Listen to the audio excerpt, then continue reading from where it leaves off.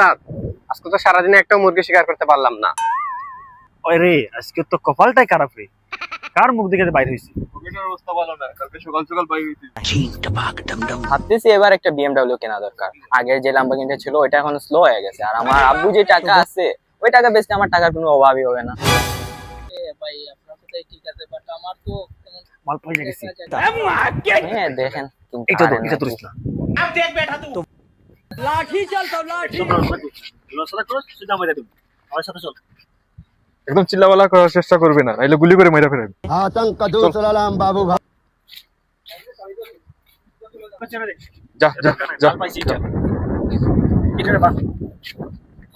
इसका सुनने का এই একদম লড়াচড়া করবি না, গুলি করে দিব।